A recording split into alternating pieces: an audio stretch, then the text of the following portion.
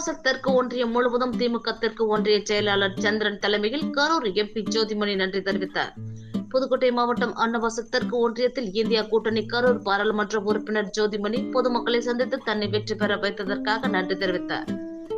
இந்நிகழ்வில் அன்னவாசல் தெற்கு ஒன்றிய கழக செயலாளர் சந்திரன், காங்கிரஸ் கட்சியின் மாவட்ட செயலாளர் முருகேசன் மற்றும் ஏராளமான திமுகவினர், காங்கிரஸ் கட்சியினர் எம்பி ஜோதிமணியுடன் சென்று மேலப்பட்டி, மெய்யக்கவுண்டப்பட்டி, கிளிக்குடி என 20க்கும் மேற்பட்ட ஊராட்சிகளில் பொதுமக்களை சந்தித்து இந்தியா கூட்டணியை வெற்றி பெற வைத்தமைக்காக நன்றி தெரிவித்தனர்.